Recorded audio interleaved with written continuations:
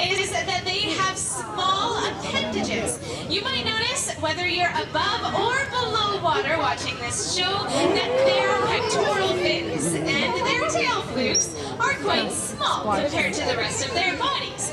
That's because they are blubberless areas on their bodies, and so they're nice and small to conserve heat. They lose less heat out of those areas the more compact that they are. Just because they're small doesn't mean they're not powerful, though, and those of you in the splash zone might get a really great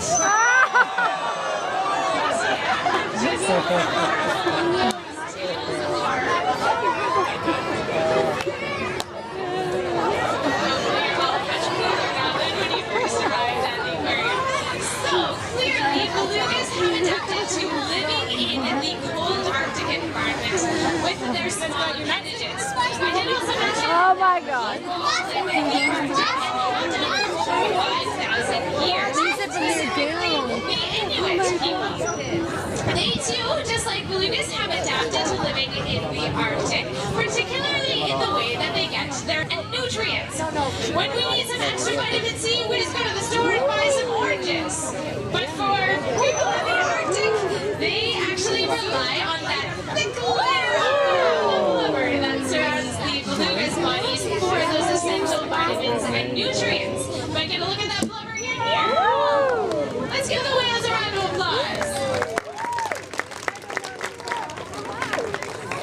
You might be surprised to find out that beluga blubber is rich in vitamin C and other vitamins that we normally get from fruits and vegetables, but that people in the Arctic don't have the same opportunity and access to because of where they live.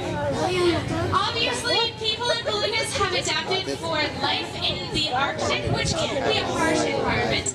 But life up there is getting more difficult every single day. And that's one of the ways that we are connected to people and belugas in the Arctic.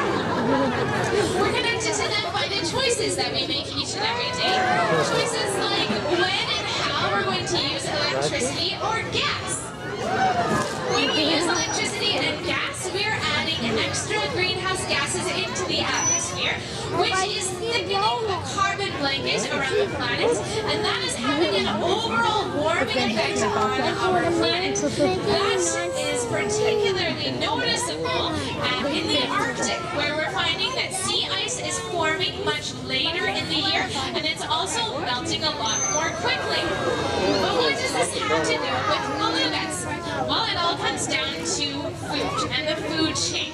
Sea ice has sea ice algae growing underneath of it, which provides food for Arctic invertebrates like snails and worms. Those Arctic invertebrates are eaten by fish, which are in turn eaten by belugas, who need lots of fish in order to sustain their lives in that cold Arctic environment. So any loss of sea ice means an impact to the food chain, and therefore an impact on people and belugas living in the Arctic.